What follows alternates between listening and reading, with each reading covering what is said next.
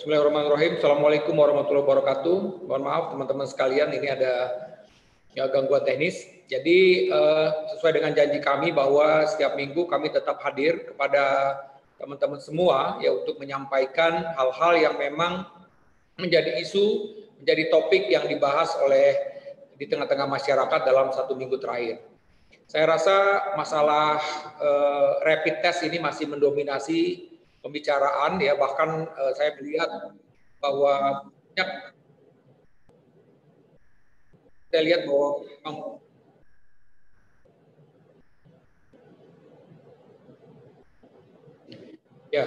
juga melihat bahwa sudah ada beredar rapid test di tengah masyarakat gitu ya, yang macam-macam, dan kita juga bisa lihat misalnya yang dari pemerintah, kemudian di DKI, di Jawa Barat ya, termasuk juga yang dicobakan di Bekasi misalnya, itu ada hal yang berbeda gitu ya. Oleh karena itulah saya rasa pada kesempatan ini saya ingin menjelaskan sedikit mengenai rapid test ini, karena memang agar masyarakat juga memahaminya. Jangan sampai merasa ketika hasil rapid negatif merasa aman, atau sebaliknya ketika rapid testnya positif sudah wah saya ini infeksi gitu. Oleh karena itulah pada kesempatan ini nanti saya akan menjelaskan sedikit rapid test, nanti kemudian beberapa hal lagi kalau waktu kita akan membahas beberapa hal lainnya.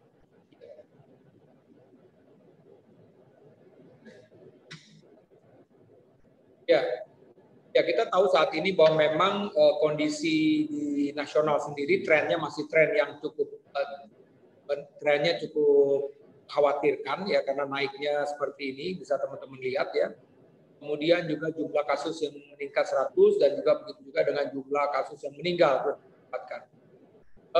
Pada gambar ini ya kita juga bisa lihat bahwa memang jelas epicentrum untuk Indonesia ini berasal dari Jakarta ya, dan tentu ini hal yang agak mengkhawatirkan buat kita semua ketika memang nanti di mudik misalnya ya, masyarakat ini akan tersebar ke seluruh Indonesia gitu. Karena itulah maka ada beberapa teman juga bertanya, ya paling tidak kita harus memperlakukan ketika ada orang Jakarta datang ke suatu tempat itu sama seperti bagaimana kita memperlakukan seperti orang asing. Karena tadi nih Jakarta ini sudah terjadi transmisi lokal, kita tidak tahu, dan ada bisa asimptomatik misalnya seperti itu. Oleh karena itulah memang ini harus menjadi perhatian. Jadi baik pada saat misalnya naik kereta, mungkin sudah mulai dilihat apakah memang dia demam atau tidak misalnya, apakah ada batuk atau tidak, atau pilek atau tidak. Karena kalau memang itu terjadi ya sebaiknya tidak berangkat naik kereta gitu. Nah, bisa saja berjam-jam di kereta, bisa saja dengan close kontak sekitarnya bisa menularkan sekitar. Ini hal-hal yang memang harus menjadi perhatian. Itu juga ketika turun di kereta itu juga screening lagi. Apakah ada demam atau tidak, bisa aja misalnya perjalanan ke Surabaya kan bisa sampai 12 jam lebih, bisa aja terjadi sesuatu di dalam 12 jam tersebut begitu ya. Oleh karena itulah ini memang menjadi perhatian. Dengan gambar ini kita bisa lihat bahwa memang Jakarta sebagai epicentrum, dan ketika yang kita akan memastikan bahwa kasus-kasus yang ada di Jakarta ini juga bisa tersebar ke tempat-tempat lain. Ini memang harus menjadi perhatian kita semua. Ya, saya ingin seperti yang saya sebutkan tadi, rapid test ini menjadi hal yang penting, tapi kita juga mesti tahu ya bagaimana rapid test ini. Ya. Nah, kita bisa lihat ini saya ambil contoh beberapa yang memang ada di Jawa Barat. Ya, jadi ini Pak Ridwan Kamil sendiri, Pak Gubernur menyampaikan ya bahwa warga di Kabupaten Jawa Barat yang masuk kategori A itu mereka yang ODP dan PDP beserta keluarga, tetangga dan temannya sudah mulai melakukan rapid test.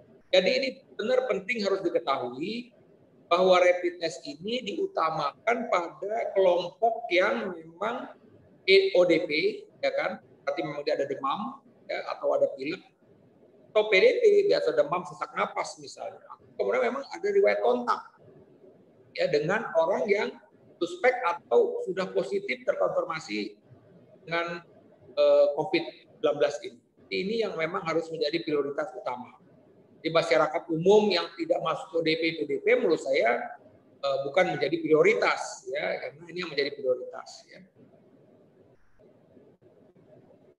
Ya, kemudian ini beberapa spesifikasi ya. Jadi spesimennya tadi ya seperti tes gula darah ya, ini yang di Wonfoin ini juga produksi China. Yang dilihat adalah antibodinya. Nanti akan saya jelaskan apa yang antigen.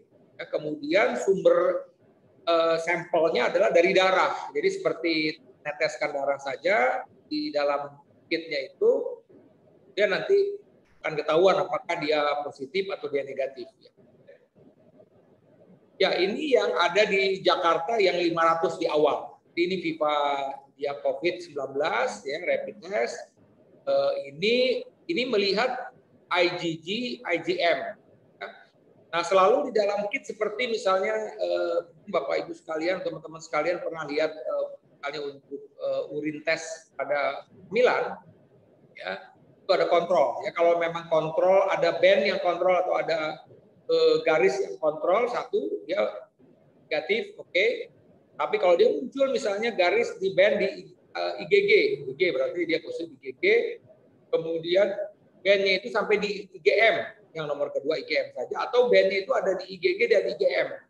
Atau kalau tidak muncul di C, kontrol berarti invalid. Nah, memang ini tugas dari petugas kesehatan yang ada di lapangan yang membuat interpretasi mengenai hal ini. Tapi masyarakat juga bisa mengetahui secara kasar, gitu. Karena ini sistemnya seperti tes pack ya, tes Evidence test ya untuk tes kehamilan, di mana masyarakat bisa kerjakan sendiri dengan urin urin dari wanita yang memang hamil. Ya.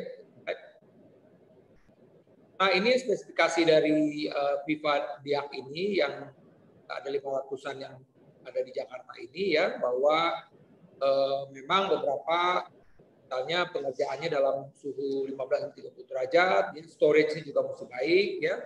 Dan sekali lagi ini yang dilihat adalah tadi antibodinya, dan yang diambil adalah darah ya, pada fingertip ya, darah sedikit pada serum atau plasma. Nah, ini konsepnya bagaimana dia bekerja.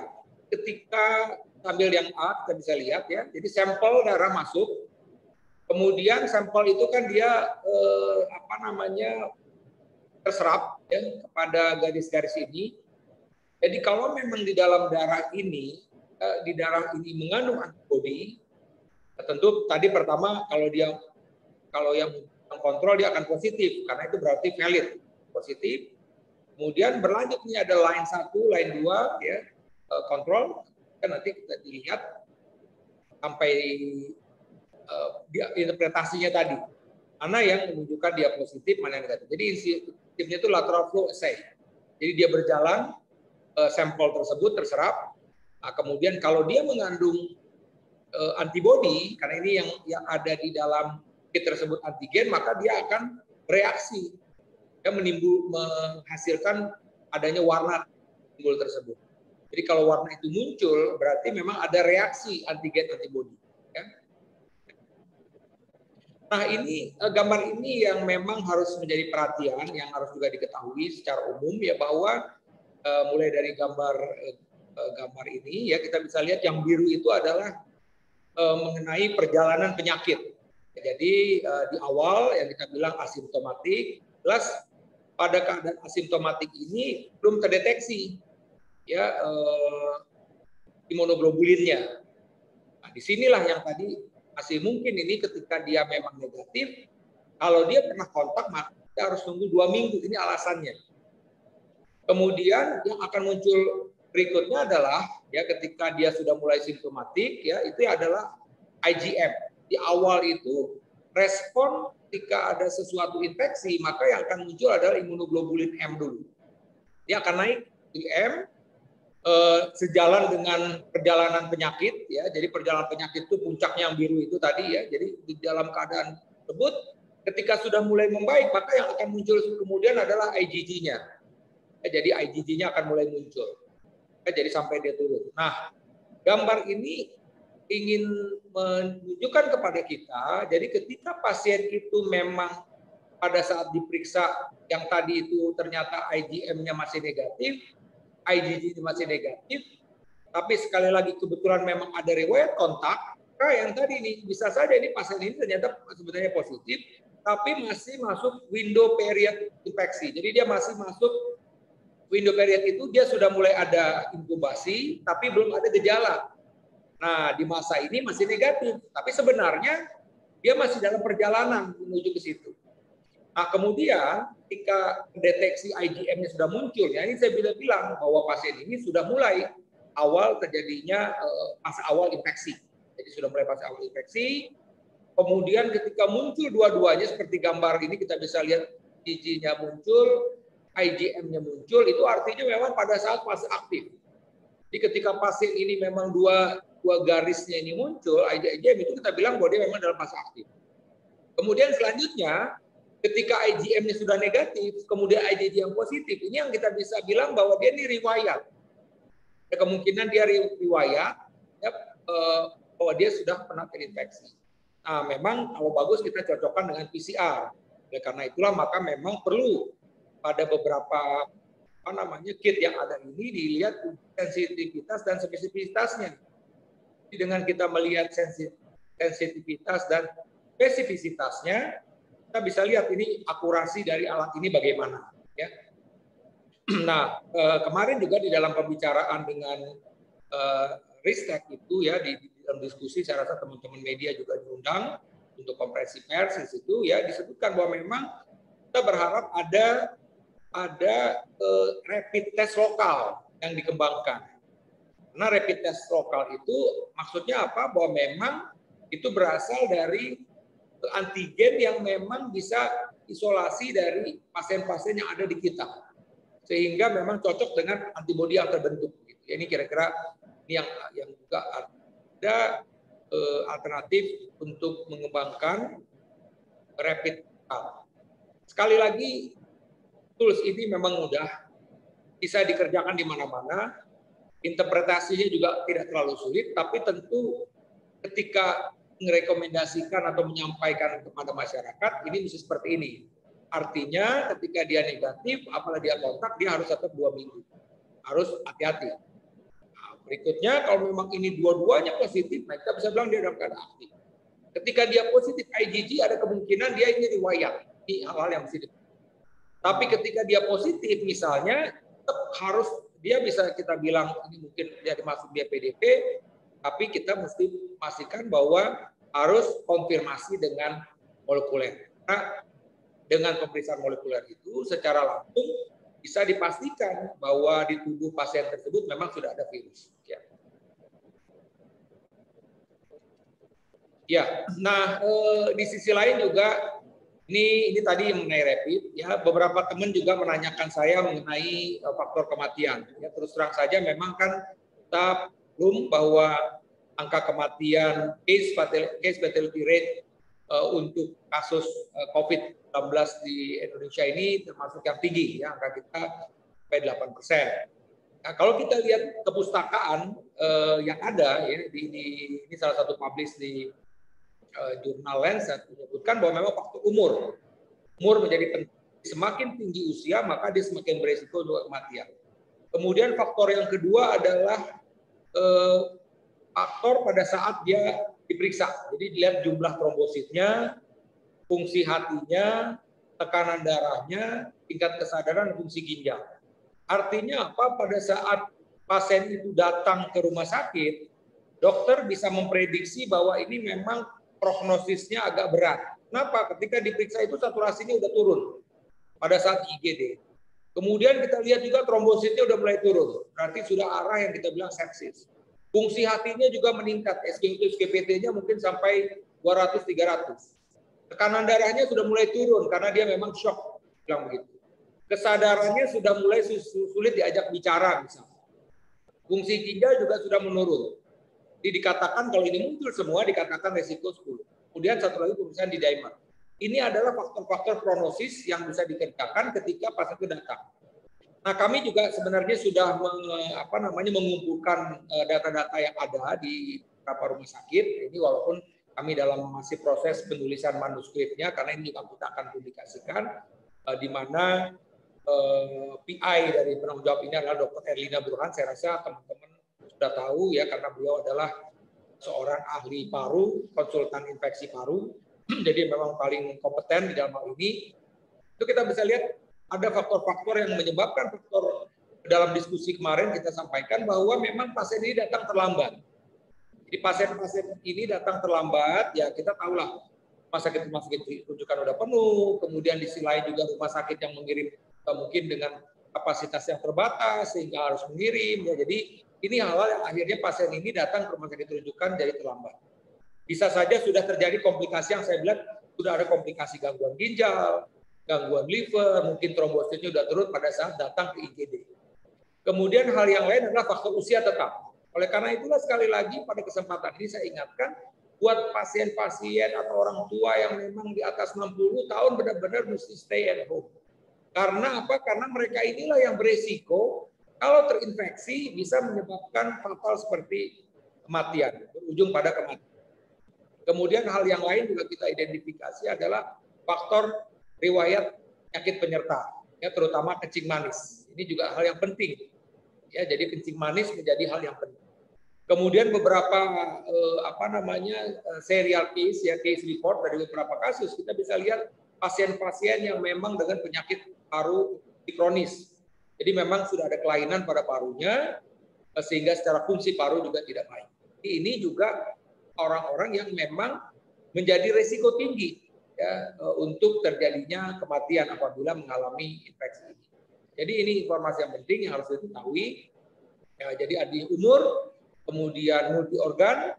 Nah, satu hal lagi yang bisa saya sampaikan dengan kondisi saat ini di mana rumah sakit rujukan juga penuh, beberapa rumah sakit yang bukan rujukan juga penuh, terutama ventilator.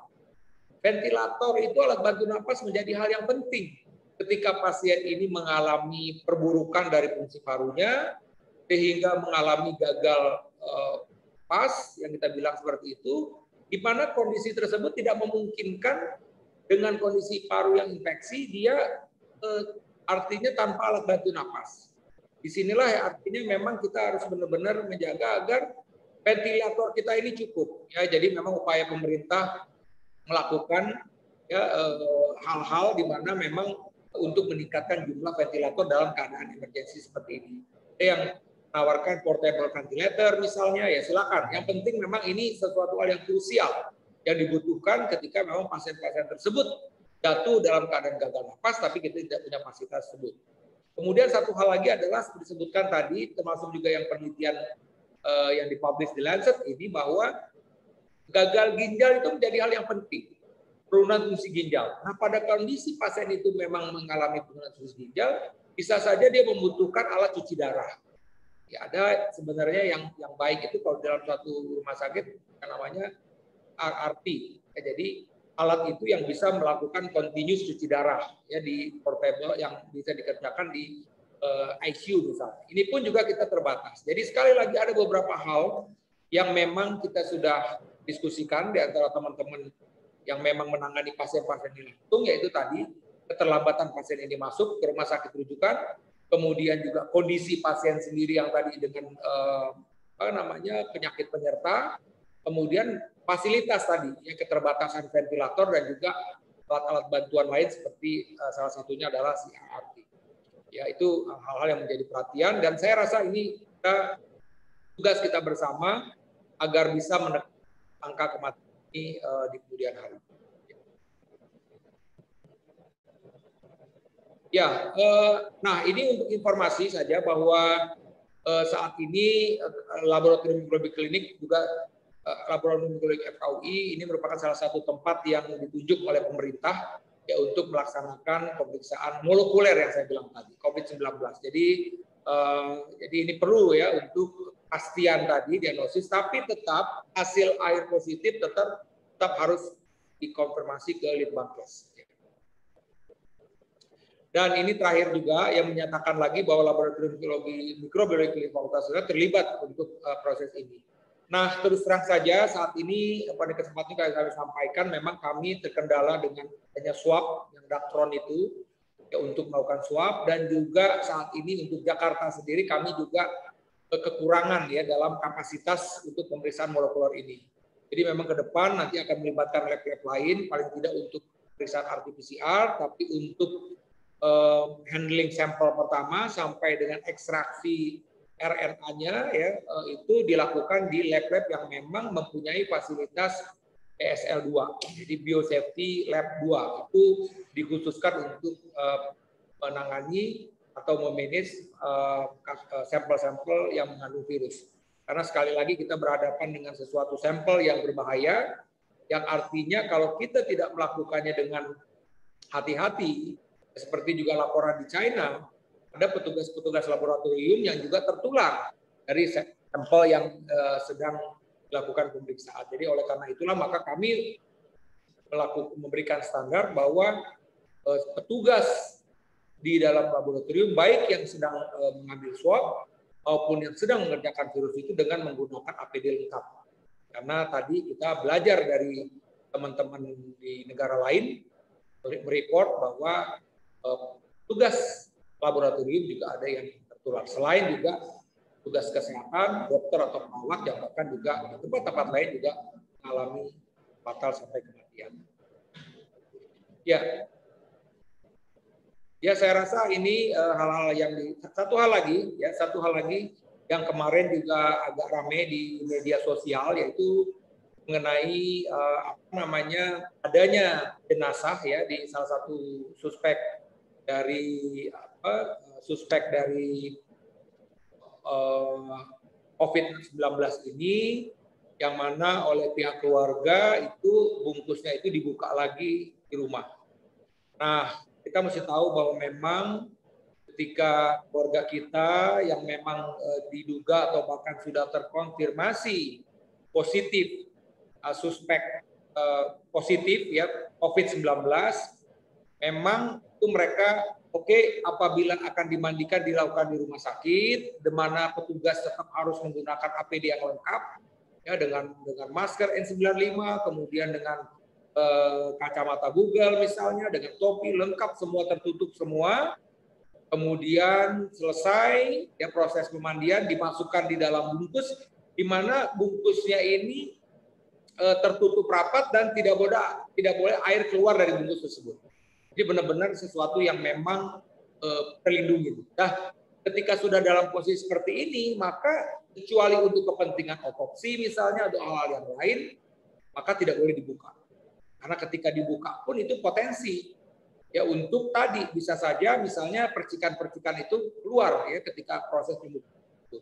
Dan ketika percikan ini terkena badan kita dan kita senggol dan bagian ke tubuh kita bisa tertular.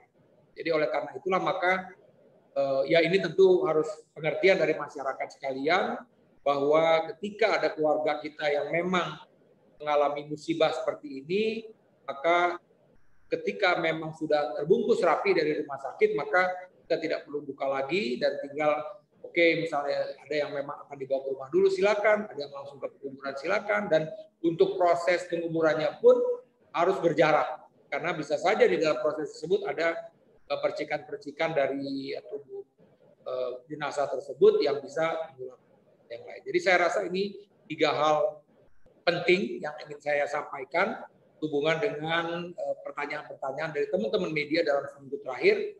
Yang tadi pertama masalah rapid test, kemudian yang kedua tadi rapid test ya, dan yang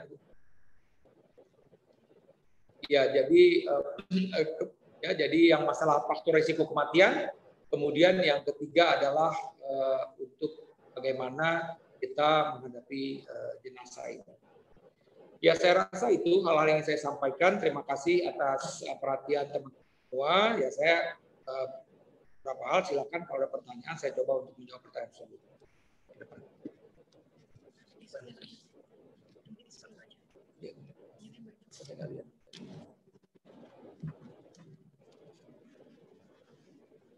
Ya, pertama ini tadi angka kematian Indo paling tinggi, berkacamata negara banyak pasien meninggal sedikit, apa yang dilakukan Indo agar meninggal ini bisa ditekan, beda penanganan. Ini yang saya bilang tadi. Jadi intinya adalah sebenarnya memang kita melihat bahwa Jakarta masih ramai. Saya bilang tadi saya di beberapa persimpangan masih banyak orang. Jakarta ini adalah episentrumnya COVID-19 Indonesia. Artinya apa? Kalau masyarakat masih ada di jalan, kasus ini makin meningkat, dan beban kerja untuk rumah sakit atau dokter juga bertambah berat. Yang saya bilang tadi, akhirnya apa? Ketika ada kasus-kasus yang memang perlu penanganan khusus, tapi karena rumah sakit sudah penuh, akhirnya terlambat untuk dimanage dengan baik. Jadi ini hal yang harus diperhatikan. Kemudian juga kita lihat tadi, banyaknya masih ada orang tua yang positif. Artinya apa? Berarti dia kan tertular. Oleh karena itu diingatkan lagi kerjasama kita semua agar orang-orang tua kita itu hanya di rumah saja lah. Tidak perlu keluar rumah gitu ya, umur di atas 60 tahun. Karena tadi apa? Mereka itu berisiko. Apalagi kalau kebetulan punya penyakit penyerta seperti manis misalnya, ya tadi pernah stroke misalnya, ya kemudian juga ada masalah dengan jantung misalnya, ini tolong ditekankan. Dan sekali lagi tadi, memang ini juga sudah dipikirkan oleh pemerintah, gugus tugas, yaitu tadi mengadakan ventilator-ventilator. Karena ketika pasien ini membutuhkan ventilator dan posisi ventilator ini penuh, ya susah kita. Akhirnya apa ya, tidak bisa ditangani dengan baik. Jadi ini hal-hal yang harus diperhatikan dan mudah-mudahan ini akan menjadi perhatian pemerintah ya, akan ada perbaikan-perbaikan ke arah sini. Kita bisa lihat bahwa sekarang sudah ada Wisma Atlet, ya artinya untuk kasus-kasus ringan bisa ditangani. Paling tidak mudah-mudahan ini akan mengurangi beban rumah sakit rujukan. Tapi sekali lagi, ketika masyarakat masih ada di jalan, berapapun ruangan, fasilitas yang disediakan oleh pemerintah untuk kasus-kasus ringan, ini tetap tidak akan cukup. Tidak akan cukup. Ya kita mesti bilang tidak akan cukup. Ini harus menjadi perhatian kita semua. Ya. Kemudian di tengah wabah, petugas pelayanan kesehatan masih harus bekerja apa yang bisa dilakukan pemerintah untuk menjamin keselamatan kesehatan petugas. Jadi ini yang saya bilang tadi bahwa ini merupakan masa-masa sulit buat kami para petugas kesehatan, dokter, perawat, farmasi, laboratorium, semualah. Kenapa? Ya karena tadi ya mereka ini terpapar langsung dengan kasus tersebut. Kasus-kasus itu bisa yang memang sudah diduga COVID. Jelas misalnya pasien demam, batuk, sesak napas, fototoraksnya kelihatan ada pneumonia. Tapi bisa saja pasien ini datang dengan beberapa kasus datang dengan diare. Siapa nyangka ternyata diare tersebut labnya menunjukkan bahwa ini infeksi virus misalnya seperti itu. Kemudian kita tahu sekarang ini kan juga ada beberapa kasus demam berdarah. Pasien datang dengan trombosit rendah. Tapi ternyata trombosit itu menunjukkan prognosis yang buruk. Jadi sekali lagi bahwa memang ini masalahnya yang ada di depan mata para petugas kesehatan dan mereka terpapar dengan tersebut. Oleh karena itulah maka yang dibutuhkan saat ini adalah alat pelindung diri. Karena setiap hari aja kita mendengar ada saja petugas kesehatan, dokter yang meninggal. Tiap hari ada aja berita mengenai hal tersebut. Ya, tapi bukan berarti kami juga artinya menjadi lemah, tidak. Tetap semangat. Oleh karena itulah maka kami juga pada kesempatan mengingatkan dokter bahwa kita ini berada di medan, benar-benar di medan perang. Artinya ketika kita berada di medan perang, kita juga mesti lihat apakah kita menggunakan baju anti pelurunya bagus atau tidak gitu loh. Oleh karena itulah saya mengingatkan ini yang harus diadakan. Dan sekali lagi banyak donatur-donatur yang memberikan APD-APD ini, mudah-mudahan ini terus bisa tercukupi. Bukan saja di Jakarta, tapi juga di daerah-daerah. Kasus-kasus ini mulai merebak di daerah-daerah, itu hal yang menjadi penting yang harus menjadi perhatian kita. Wah, karena satu kasus meninggal dokter itu kebetulan bukan di Jakarta, ya di luar kota. Kemudian, mengenai herd immunity, memang banyak sekali teori-teori yang muncul, tapi tentu prinsipnya adalah kita berharap bahwa dalam kondisi yang sekarang adalah kita secepatnya menemukan kasus, ya artinya surveillance yang baik, ya kan? Ketika memang menemukan kasus, maka kasus tersebut dipastikan apakah dia memang PDP atau bahkan terkonfirmasi dan diisolasi, yang penting. Dan siapapun yang kontak dengan itu juga tetap harus diisolasi. Karena kita tidak bisa menunggu bahwa nanti akan tercapai herd immunity, tapi sampai kapan herd immunity terjadi? Gitu. Apakah memang begitu banyak korban kita tunggu dulu gitu ya. Tapi kadang ya ini jadi memang harus menjadi perhatian kita semua. Intinya kembali lagi apa yang disarankan oleh Presiden, belajar dari rumah, ya, bekerja dari rumah dan ibadah dari rumah. Ya, seperti hari ini kita semuanya sholat Jumat di ruang masing-masing ya, tidak ada ya, artinya tempat saya kebetulan tidak ada penyelenggaraan sholat Jumat, itu kan salah satu contohnya. Ya, minggu lalu, Jumat lalu kita masih lihat salah satu kabupaten di Jawa Barat masih mengundang kepala daerah. Mudah-mudahan ini tidak ada lagi pertemuan rapat-rapat besar yang melibatkan banyak orang. Jadi kita lebih baik lakukan dalam video conference saja. Ya, tadi ada pertanyaan mengenai rapid test, ini diulang lagi, seberapa efektif hasil rapid test, hasil TNF berarti aman. Ya, saya bilang, saya tadi sudah jelaskan ya dengan gambar tadi. Jadi ketika disebutkan negatif dan kita kontak itu kita tidak aman, tetap belum aman, belum aman. Saya bilang belum aman. Bisa saja yang kita masih dalam window period. Jadi artinya apa? Virus sudah masuk ke dalam tubuh kita, tapi belum bergejala dan virus belum terdeteksi oleh antibodi kita. Karena kebetulan rapid test yang ada adalah menilai antibodi. Nah, oleh karena itu ketika memang kita ada riwayat kontak, sebaiknya kita 2 minggu ya isolasi dulu. Kita isolasi dulu, lihat apabila ada gejala demam, batuk bahkan sampai sesak, segera harus ke rumah sakit. Ini hal yang penting.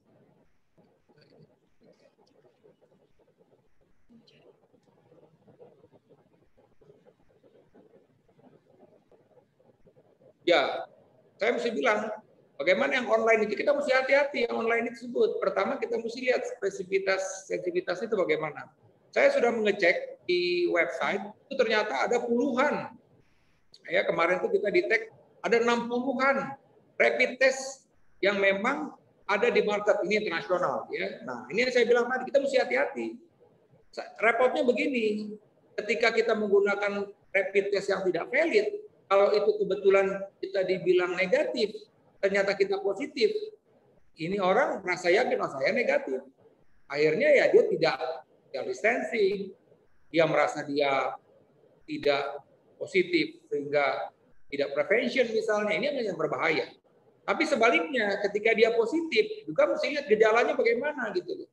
Ya, tetap dia memang mesti dikonfirmasi dulu. Tapi sekarang ini kan, dengan kasus-kasus makin banyak, ada beberapa kasus-kasus positif, sebaiknya kita lihat di rumahnya memungkinkan, ya lebih baik dirawat di rumah saja misalnya, kalau tidak ada gejala. Karena tadi fasilitas rumah sakit juga terbatas, ya kapasitas sudah terbatas gitu loh. Jadi ini harus menjadi perhatian. Saya tidak merekomendasi rapid test yang tidak jelas. Bahkan rapid test yang ada sekarang pun ini juga sebenarnya baiknya kita lakukan uji diagnostik terlebih dahulu, apakah memang mempunyai sensitivitas dan spesifitas yang baik. Artinya itu juga. Ya, mengenai harga ya saya tidak tahu nih, terus terang aja ada pertanyaan mengenai harga ya. Sekali lagi ini tidak ada di market sebenarnya.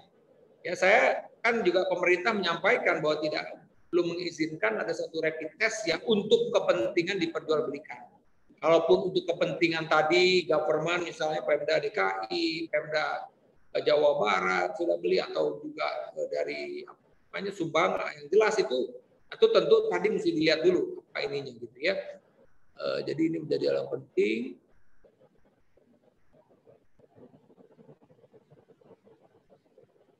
Ya, dia ada pertanyaan mengenai lockdown. Ya. Kalau saya bilang intinya itu seperti begini sebenarnya. Ketika terjadi sesuatu wabah, jadi masyarakat, jadi kadang-kadang terus terang ada yang alergi, lockdown alergi. Prinsipnya adalah ketika jadi sesuatu wabah, maka orang tidak mudah untuk keluar masuk di tempat wabah tersebut. Ketika terjadi suatu wabah, maka orang yang ada di dalam tersebut berpotensi menularkan kepada orang lain. Sebaliknya, ketika ada suatu wabah suatu daerah, maka orang yang masuk juga akan tertular di daerah tersebut. Kan kalau kita lihat lagi lah, sebenarnya kan awalnya ini kan di kota Wuhan.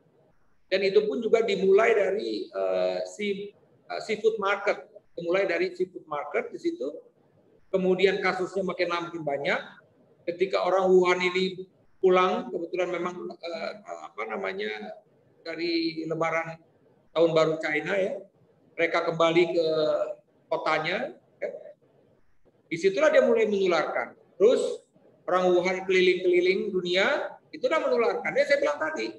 Jadi kalau oke lah kita alergi menggunakan lockdown, lockdown, tapi yang penting adalah bahwa memang mobilisasi manusia dari satu tempat yang memang wabah itu dibatasin gitu loh. Intinya apa? Agar orang yang ada di tempat wabah ini tidak menularkan ke orang lain ketika dia keluar. Sebaliknya, orang luar yang memang artinya sehat tidak tertular ketika berada di dalam. Intinya itu seperti itu.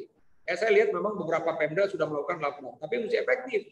Tapi yang di dalam pun juga mesti di manage dengan baik gitu loh. Jadi artinya yang tadi mesti dikejar. Ketika ini ada satu kasus yang positif, kita mesti tracing kontaknya tadi itu. Kontak tracing ini kita mesti ikut kontak dengan siapa aja.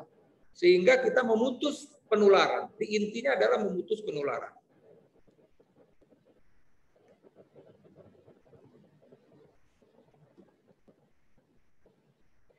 Ya, jadi terus terang saja memang ada informasi ya yang memang sebenarnya ini masih dalam bentuk draft ya.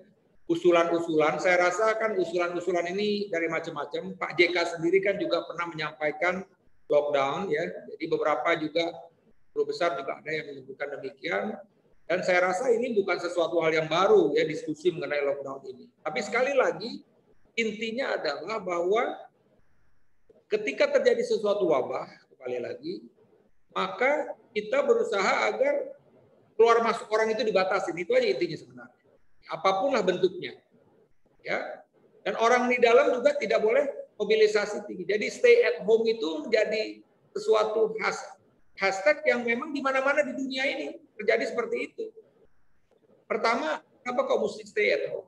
Ketika stay at home, dia tuh tidak akan menggunakan masker, pasti tidak berlebih-lebihan karena dia cuma ada di rumah. Dia juga pasti tidak akan menggunakan hand sanitizer berlebih-lebihan karena dia cuma ada di rumah. Ya pasti juga dia tidak akan banyak kontak dan tidak kecil kemungkinannya tertular kalau memang di dalam skup rumah tersebut memang boleh dibilang sehat semua. Jadi intinya itu seperti itu. Kita harus menekankan jumlah kasus dengan orang ya udah tetap berdiri aja di tempatnya itu. Gitu. Karena ketika dia bergerak, dia bisa menularkan orang lain. Memang berbagai macam hal ya bicara soal tidak mungkin saya tidak di jalan karena makan saya ada di jalan. Ini bagaimana nih pemerintah daerah untuk memikirkan jika memang diminta orang itu untuk benar-benar ada di dalam rumah, pastikan bahwa mereka juga kecukupan untuk pangan itu cukup. Karena itulah benar bahwa RT RW itu mesti diaktifkan. Ya, bahwa kelurahan saya rasa kan bisa lihat kelurahan RT RW dan disinilah nanti di tingkat RT inilah yang mengidentifikasi ketika memang orang-orang ini nggak boleh keluar sama sekali, bagaimana mereka bisa makan gitu dalam. Karena sekali lagi ketika orang itu juga daya makannya berkurang, daya tahan tubuhnya juga akan menurun. Jadi menurut saya istilah ya kalau memang artinya kita lockdown ini menjadi momok, yang penting coba deh kita terapkan orang cuma berdiri aja di rumahnya gitu, tidak keluar-keluar gitu misalnya. Atau tadi pintu-pintu masuk Jakarta ini kan gue bilang sudah jadi epicentrum. Pintu masuk Jakarta ini benar-benar bisa dikontrol ketika orang masuk keluar masuk ini. Jadi jangan sampai nanti yang keluar ini menyebarkan lain, sebaliknya orang yang masuk pun juga tidak tertular ketika dia ada di dalam. Itu menurut saya inti yang penting di sini. Karena sekali lagi ini perdebatan ini tidak akan habis-habisnya. Tapi kita tadi orang masih berseleweran. Saya bilang saya tadi pagi di daerah di satu simpang Merah masih banyak orang kendaraan. Walaupun semuanya relatif tenang, tapi kita bisa lihat lah masih mobilisasi itu masih cukup tinggi. Itulah faktanya demikian begitu ya. Dan kalau kita lihat juga di Jakarta beberapa saya juga sempat kemarin lihat anak-anak justru yang anak-anak kecil yang memarkirkan mobil kami gitu loh. Ya artinya apa ini kan jadi salah disuruh libur tapi ada di jalanan. Ini hal-hal yang saling mengingatkan lah. Kita semua Bapak RT, Bapak RW tolong mengingatkan warganya. Nah, sebenarnya sistem kita ini udah bagus. Kita di tempat lain mungkin nggak ada RT RW seperti gini. Kita tuh ya umumnya lah ya kalau umumnya kita punya kelompok RT RW. Ada Bu RT, Bu RW, kader-kader tolong saling mengingatkan masyarakatnya udah deh jangan keluar rumah gitu loh. Tempat yang biasa nongkrong itu ya sama-sama kita ingatkan. Karena di situ potensi ketika Anda berinteraksi dengan orang lain, potensi Anda tertular dari orang lain tersebut.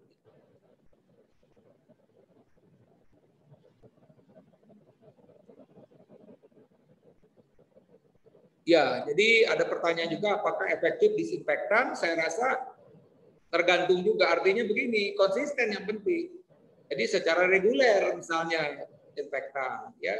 Tapi sekali lagi saya bilang tadi, ketika orang hanya ada di rumah, ya disinfektan ini akan efektif. Kenapa? Karena tidak ada cemaran-cemaran lagi gitu loh. Masalahnya kan ketika ini satu daerah, oke, di disinfektan, ya kan, kemudian nanti dalam 1-2 hari ini rame lagi orang di situ, ya nempel-nempelin lagi tangannya disentuh lagi di dinding segala macam, ya tetap akhirnya infeksius lagi daerah tersebut. Jadi efektif adalah setelah disinfektan udah selesai, nggak ada orang lagi yang masuk situ. Itu sebenarnya kalau mau bilang efektif itu bagaimana?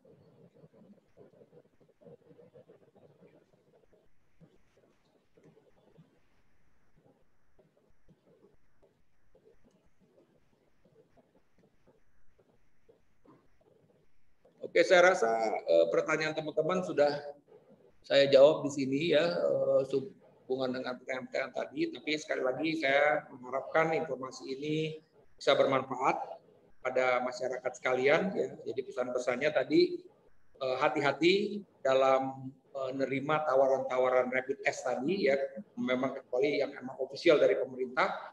Tapi sekali lagi tujuan dari pemerintah ini tadi juga sudah jelas sasarannya adalah kepada tenaga kesehatan, bahkan Pak Gubernur sudah menyampaikan, Pak Gubernur DKI menyampaikan bahwa yang akan menjadi sasaran utama ini adalah para petugas kesehatan untuk screening ini, kemudian orang-orang yang memang ODP dan PDP sambil menunggu tes molekuler. Kemudian tadi kita berusaha, petugas-petugas kesehatan, kami juga mendiskusikan terus, kita berusaha untuk menekan angka kematian yang terjadi ini. Oleh karena itulah maka kasih space buat kita bisa bergerak menangani pasien-pasien yang memang berat ini. Ya, artinya masyarakat lebih banyak di rumah sehingga tidak terinfeksi. Karena terus terang saja sejatinya kan bahwa memang 70-80% ini kan pasiennya ringan. Karena dia ketakutan dia akan datang ke rumah sakit. Bersaing dengan pasien-pasien yang sebenarnya membutuhkan gitu. Jadi memang di Jakarta ada Wisma Atlet, jadi mereka bisa ditempatkan. Saya nggak tahu nanti kota-kota lain di Bandung, di Surabaya, kita juga perlu tadi, walaupun di beberapa rumah sakit sudah melakukan screening.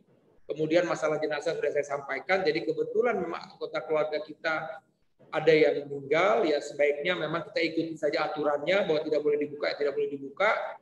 Itu juga dengan proses pada saat proses pemakamannya. Ya, kemudian tadi masalah lockdown saya juga sudah sampaikan. Intinya adalah seperti tadi, ya, ketika tidak banyak orang di jalan, ketika tidak banyak orang berinteraksi, kita berharap bahwa transmisi lokal ini bisa kita kurangi, kita batasi. Karena sekali lagi, berapapun rumah sakit yang disediakan, berapapun tenaga dokter yang disediakan, berapapun ventilator yang kita adakan, kalau kasus ini banyak, pasti kita tidak bisa tangani dengan baik. Nah, sekali lagi, kapasitas kita pun juga terbatas. Ya, dokter-dokter juga ada waktunya harus ya kita faktanya demikian, ada dokter-dokter yang sudah meninggal, ada dokter-dokter yang juga karena positif harus dirumahkan, ada dokter-dokter karena memang kontak langsung dengan yang PDP atau juga langsung ya itu juga mesti diistirahatkan di rumah. Jadi sekali lagi saya berharap kerjasamanya pada masyarakat sekalian. Kembali lagi permintaan Presiden ya, belajar dari rumah, bekerja dari rumah, dan beribadah dari rumah bisa kita lakukan dengan komitmen. Dan pada kepala-kepala daerah silakan, kalau memang ini dipaksa, artinya warganya harus berada di rumah, yang kebetulan memang cari makannya memang aja di jalan, ya coba dipenuhi melalui RT RW ya, dana-dana yang bisa diberikan, kalau perlu ya dalam bentuk barang, dalam bentuk sembako didistribusikan begitu. Walaupun tampaknya ini sesuatu yang nampaknya susah, tapi kalau kita lakukan secara gotong royong, ya saya rasa budaya kita pernah kita lakukan seperti dulu, bagaimana posyandu saling berbagi, ada kader yang mengidentifikasi, ada anak-anak yang kurang gizi, kemudian disupport segala macam. Jadi artinya kita punya pengalaman yang baik untuk bagaimana kita bisa bergotong. Sekali lagi saya ucapkan terima kasih. Assalamualaikum warahmatullahi wabarakatuh.